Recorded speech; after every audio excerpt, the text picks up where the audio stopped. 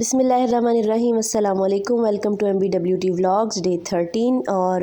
آج کی روٹین حسب معمول تھی، لیکن آج میں نے ولاگ کافی لیٹ بنانا شروع کیا تھا کیونکہ مجھے ایک خاص ایکٹیویٹی تھی جو آپ کے ساتھ شیئر کرنی تھی آج کے دن کی،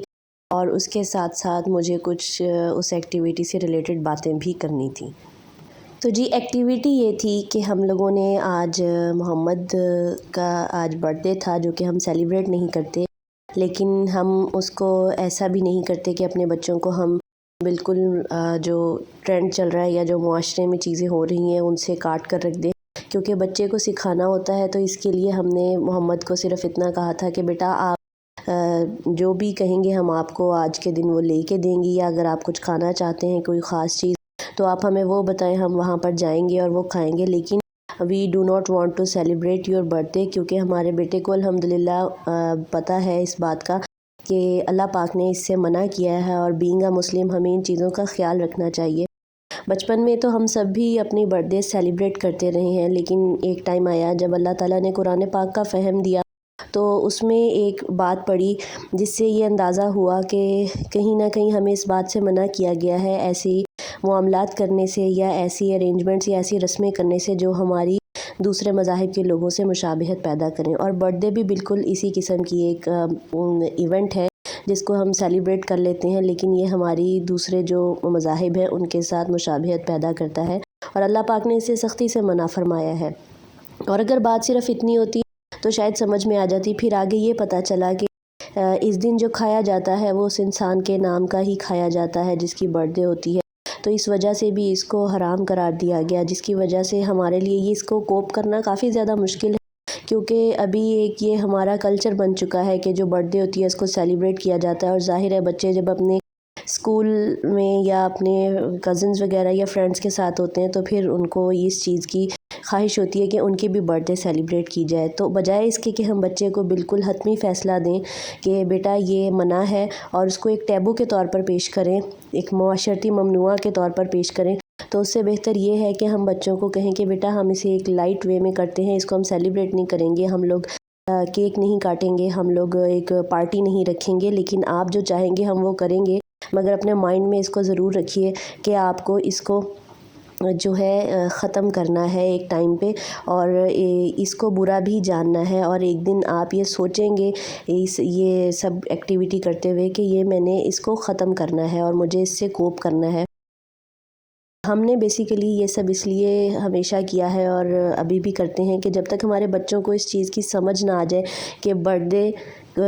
ہمارے لیے اللہ پاک نے ایک ممنوعہ قرار دیا ہے، تو ہم اپنے بچوں کو یہ بتا سکیں کہ آپ نے اس کو ایز اے ٹیبو نہیں قبول کرنا، کیونکہ جو ٹیبو ہوتے ہیں یا جو معاشرتی ممنوعات ہوتے ہیں یا جو مذہبی ممنوعات ہوتے ہیں، انسان کی فطرت ہے کہ جس چیز سے بھی منع کیا جاتا ہے انسان اس کی طرف بھاگتا ہے، تو کبھی بھی کسی چیز کو سختی سے نہیں کرنا چاہیے، اسپیشلی چھوٹے بچوں کو، ورنہ جب بچے آپ کے کنٹرول میں ہوتے ہیں تب تو وہ اس چیز کو ایکسیپٹ کر لیتے ہیں جیسے تیسے کر کے، لیکن پھر ایک ٹائم آتا ہے کہ جب بچے خود سے ڈیسیژنز لینے والے ہوتے ہیں تو پھر وہ سب کچھ کرتے ہیں جو جس کے اوپر ہم نے محنت کی ہوتی ہے، تو اگر ہم معاملات کو سختی سے لے کر چلیں تو بچے کبھی بھی اس کو نہیں سمجھ پائیں گے۔ تو بس ہم اسی لیے آئے تھے، اور اب بچے آ کر تو KFC احمد صاحب کی محمد کی فرمائش تھی کہ ان کو KFC جانا ہے، تو پھر ہم وہیں پر ہی ان کو لے گئے، اور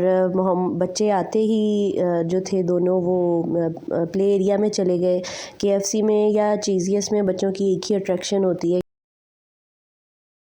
پلے ایریا ان کو مل جاتا ہے بہت زیادہ اچھا، اور بس پھر جو پیرنٹس ہوتے ہیں جو فادر ہوتے ہیں وہ ایز یوزول سارے فادر کاؤنٹر پہ کھڑے ہوتے ہیں اور وہ آرڈر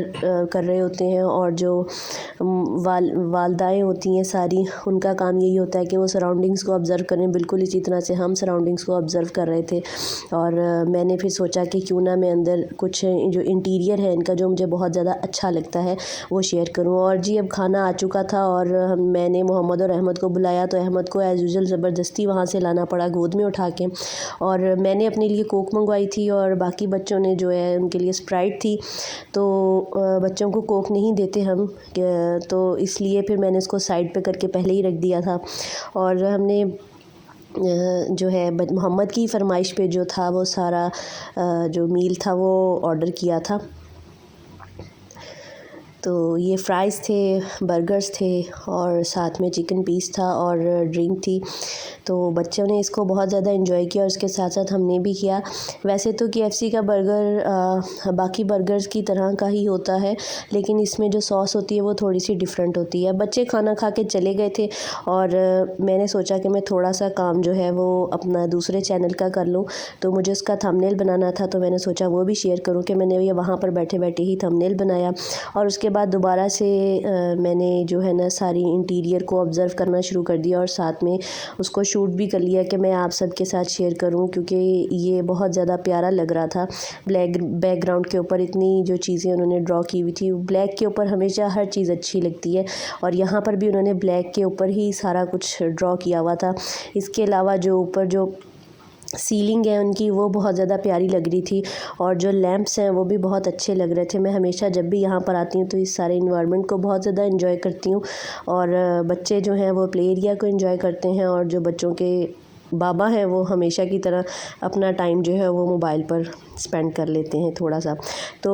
احمد صاحب کو بھی یہاں پر بہت مشکل سے آمادہ کیا تھا اور وہ شرط رکھ رہے تھے کہ مجھے گھر جا کے لیپ ٹاپ دیکھنا ہے. اور اس کے بعد جی یہاں پر میرا اور میرے ہسبینڈ کا آرگیومنٹ ہو رہا تھا کہ میں اٹھا لیتی ہوں باکس، لیکن ان کی ایک اچھی عادت ہے کہ وہ ان مرد حضرات میں سے ہیں جو کہ جب خواتین ساتھ چل رہی ہوں تو ان کے ہاتھ سے وزن خود پکڑ لیتے ہیں، چاہے تھوڑا ہو یا زیادہ، اور مسز کو اپنی فری رکھتے ہیں وہ.